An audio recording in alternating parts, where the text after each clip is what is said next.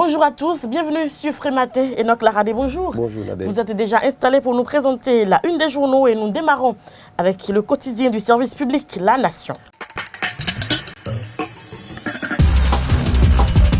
La Nation qui titre ce jour location de bâtiments au profit de l'administration publique, 10 milliards de gâchis chaque année. Et puis matin libre à présent, promesse de construction de mosquées, à quoi joue Patrice Talon s'exclame. S'interroge le journal et puis Nord-Sud quotidien qui titre mairie de Ouida, Adjanoun, Ningla et Si rate la cible Adjovi. L'informateur à présent avec promesse du président Talon à la communauté musulmane, notre démocratie à l'épreuve de l'État laïque. Fraternité à présent pour non-dédommagement, les sinistrés de l'As Alada Boycon menacent l'émergent qui titre ce jour 7 contre 12 pour le vote défiance hier, lundi, échec du processus de destitution du maire Séverin Adjovi. Libération à présent, faux et usage du faux dans l'administration publique à l'aide, libérer Libécom dans des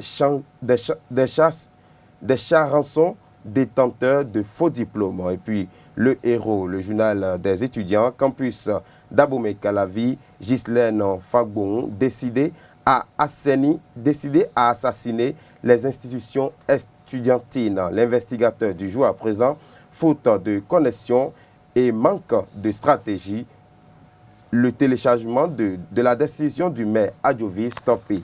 Et puis les 4 vérités à présent, échec de la destitution du maire de Ouida, le maire Adjovi conserve son fauteuil. Et puis l'autre vision qui titre ce jour fin de la crise au sein du conseil communal de Ouida, la destitution du maire Séverin Adjovi, illusion, s'exclame le journal. Et puis Voix d'Afrique titre ce jour déballage hier du front des organisations nationales de lutte contre la corruption FONAC, le DG Libécom SA Dima Idrissou au cœur de gros scandales. Merci à vous, Enoch Laradé. C'était la une des journaux.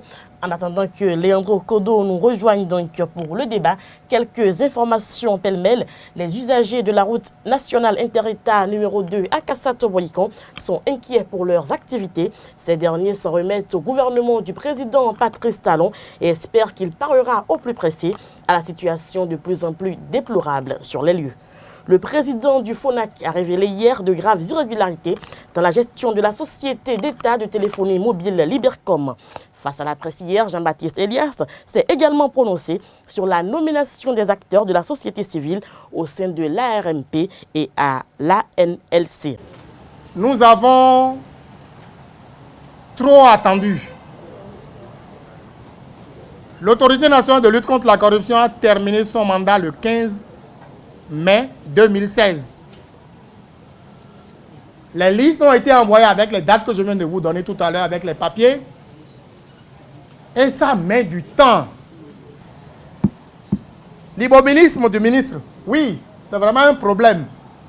Nous ne voulons pas aller trop vite en besogne. Je voudrais vous confirmer que le FONAC a participé de bout en bout à la commission au niveau de la Poste pour les concours. Donc, nous savons ce qui s'est passé là-bas. Le premier papier qui a été fait ne portait pas réellement le nom de Madame le ministre. Voilà. Donc, non, nous sommes membres de la commission qui avons travaillé. Il y en a dans la salle ici qui ont pris part aux travaux du début jusqu'à la fin pour garantir la transparence de ce qui s'est passé. Mais on a vu le papier après où on a sorti un papier où il y avait d'autres noms qui n'étaient pas dessus avant. Bon, nous poursuivons, nous saurons le reste et on viendra vous rendre compte de ça. Souvenez-vous, en 2015, le FONAC est parti à l'Agence nationale des petites et moyennes entreprises, ANPME. Et dans les investigations que nous avons eu à faire, nous avons découvert que le directeur général prenait double salaire depuis 30 mois. Je dis bien 30 mois.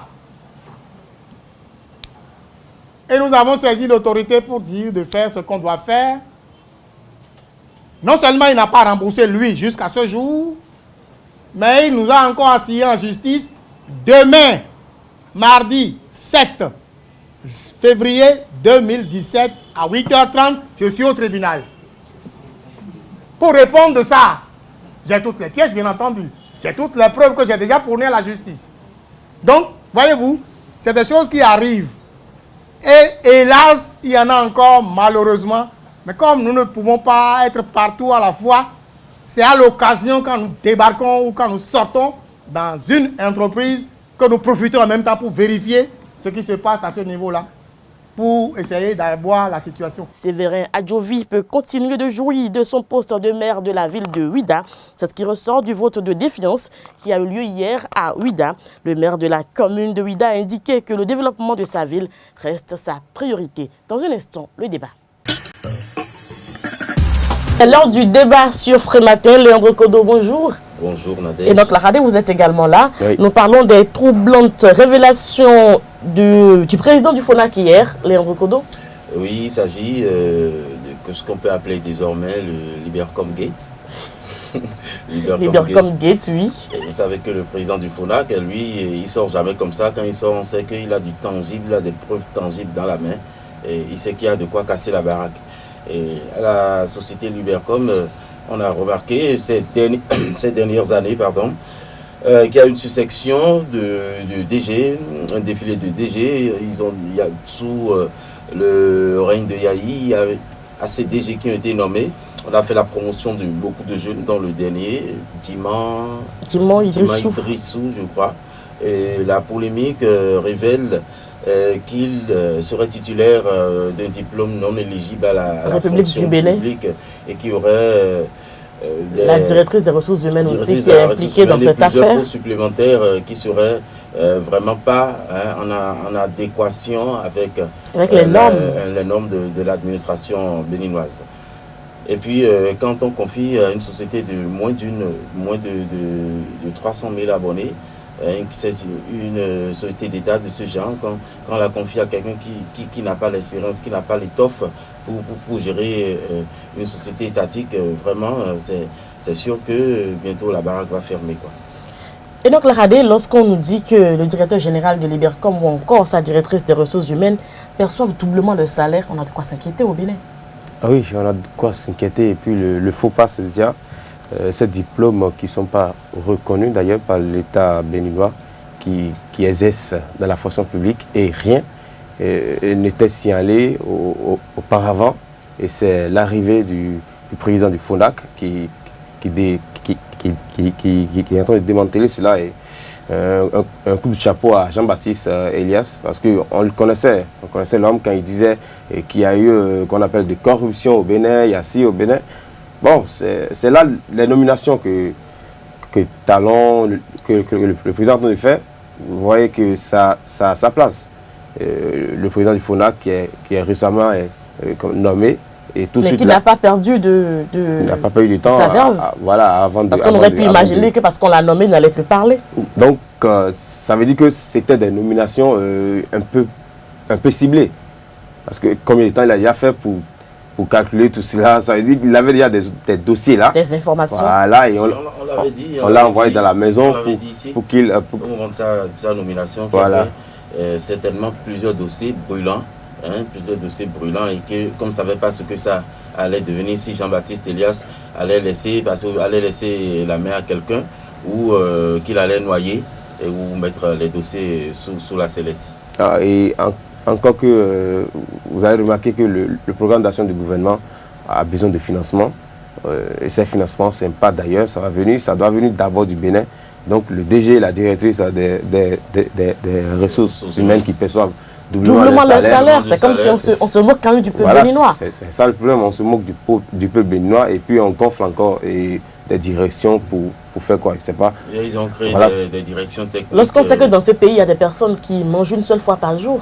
Oui, d'ailleurs, il y a plein de diplômés qui recherchent des gens qualifiés, des gens véritablement qualifiés pour Qui ont plus que le BTS. Non, véritablement qualifiés. Bac plus 6, gestion, administration publique. Il y a des gens qui sont vraiment qualifiés pour faire ce genre de travail, pour, tu sais, de quand même conduire cette société-là à bon port.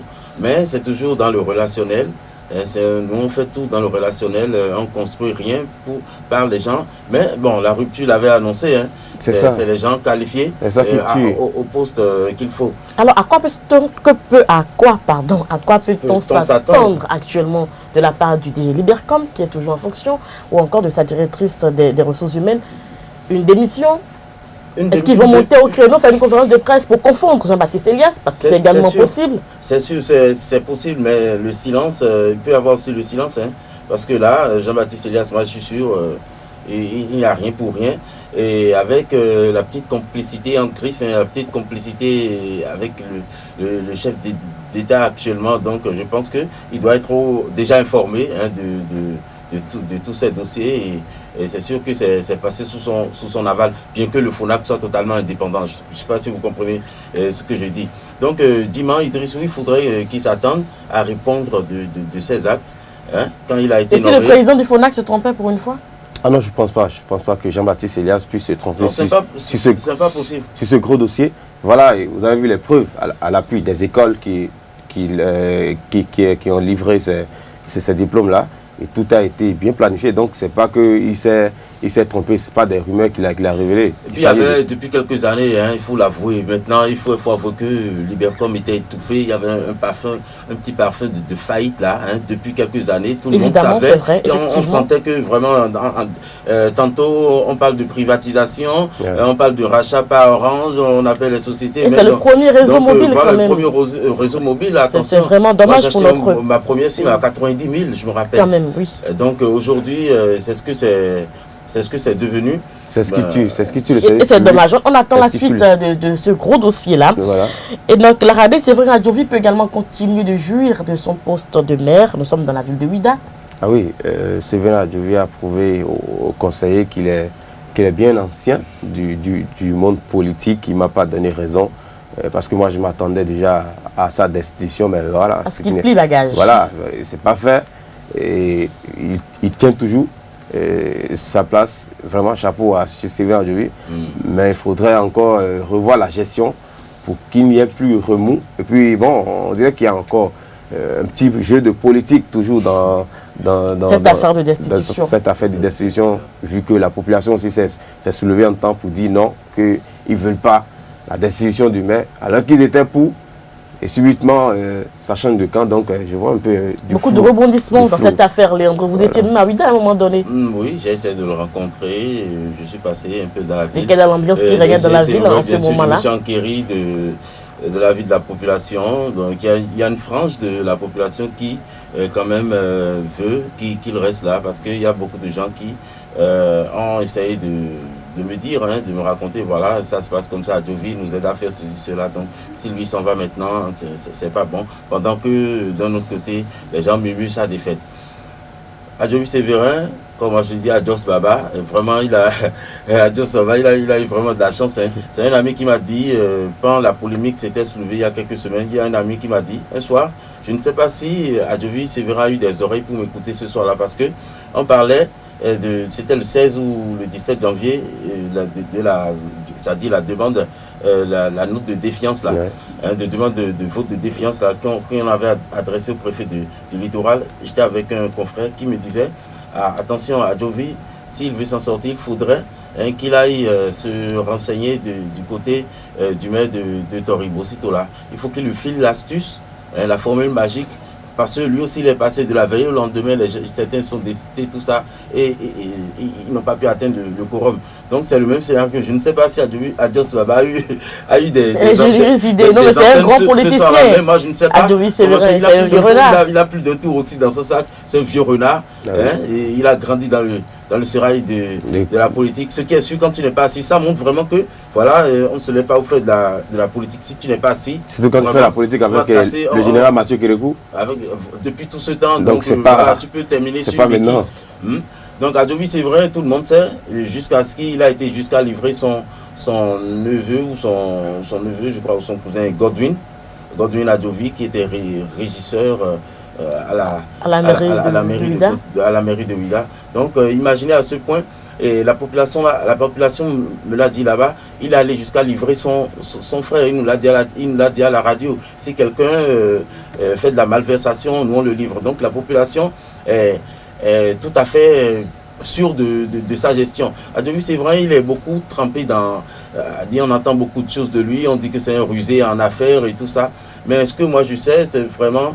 je suis sûr qu'en matière de malversation, il est un peu correct. Il n'y a pas d'homme parfait, mais il doit être un peu clean. Quelque chose à ajouter? Est-ce que vous pensez maintenant au développement de la ville? On n'a pas rappelé aux auditeurs, aux internautes que, en fait, le quorum n'a pas été atteint sur 19 voix.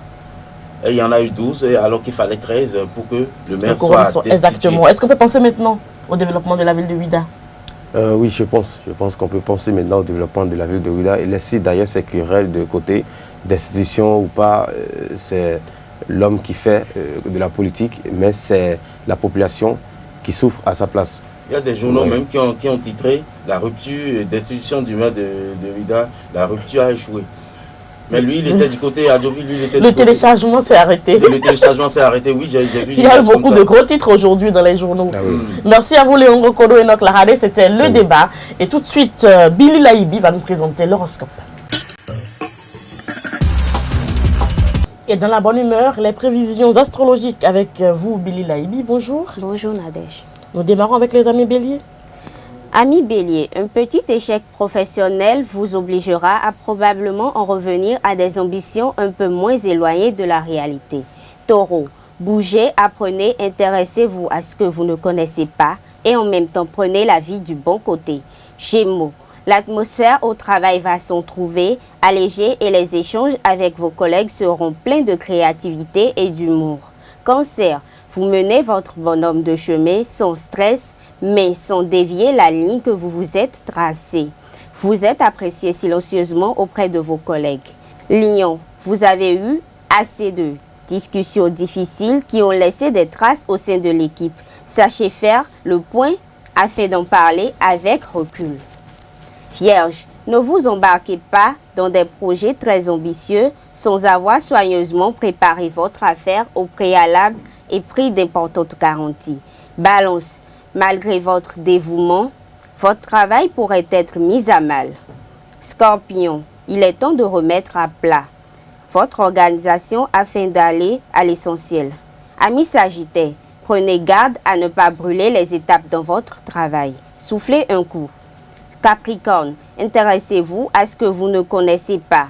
Établissez de nouvelles relations dans un autre service. Verseau, peut-être avez-vous eu tort de jouer une partie qui se révélait réellement au-dessus de vos capacités. Et enfin, Poisson, l'organisation sera le point important. Ne laissez rien au hasard. Ne vous laissez pas détourner de votre organisation. Merci à vous, Billy Laibi. C'était donc l'horoscope. On se retrouvera demain matin pour un autre numéro de l'émission Frais Matin. D'ici là, portez-vous bien. Au revoir.